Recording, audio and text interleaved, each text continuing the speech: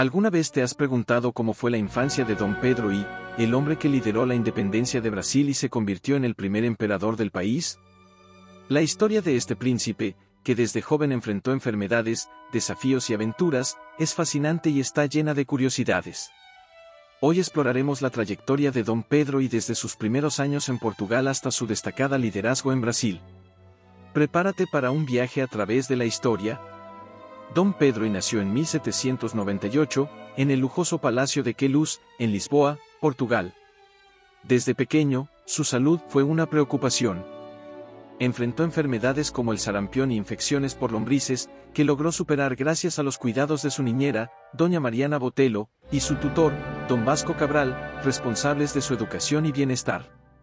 Su padre, don João B., se preocupaba por la formación del heredero y nombró al vicerrector de la Universidad de Coimbra como su tutor oficial. En aquella época, la educación de los príncipes no era solo responsabilidad de la familia, sino una prioridad del Estado. Dom Pedro fue preparado para liderar, recibiendo una formación rigurosa tanto académica como física. Entre sus intereses, desarrolló una pasión especial por la equitación, que moldeó su postura atlética y energética. Pero la tranquila infancia de Dom Pedro fue abruptamente interrumpida por las guerras napoleónicas. En 1807, con solo 9 años, acompañó a su familia en la transferencia de la corte portuguesa a Brasil. El largo viaje marcó el inicio de una nueva etapa en su vida. En Brasil, la familia real se estableció en la Quinta da Boa Vista, en Río de Janeiro, que se convertiría en el hogar de Dom Pedro. Allí continuó sus estudios y se adaptó a la vida colonial. A pesar de su educación formal, Pedro mostraba ser un joven impulsivo y lleno de energía. Relatos de la época describen sus juegos de lucha con los hijos de esclavos y sus cabalgatas a gran velocidad. A pesar de la educación estricta, Dom Pedro siempre mostró aversión a las ceremonias formales, como el beijamão. Según el historiador Paulo Resutti, mientras sus súbditos lo reverenciaban, Pedro aprovechaba el momento para jugar con niños de su edad, dándoles pequeños golpes en el mentón.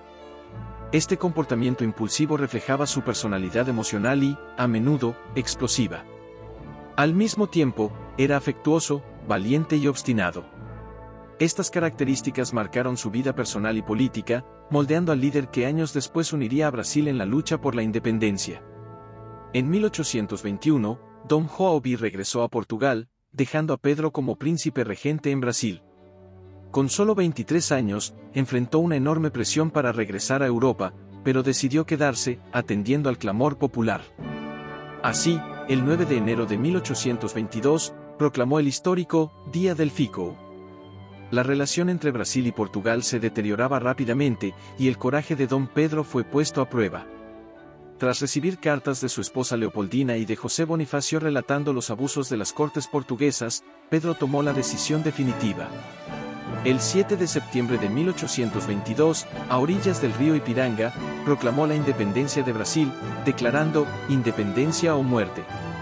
A los 23 años, Dom Pedro I se convirtió en el primer emperador de Brasil. Su reinado estuvo marcado por desafíos, como las guerras de independencia, movimientos separatistas y la creación de la primera Constitución de Brasil en 1824.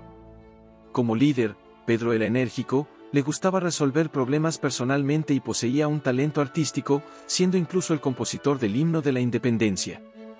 Sin embargo, también era conocido por su impulsividad y decisiones controvertidas, como su tumultuosa vida amorosa, que incluía su relación con la Marquesa de Santos.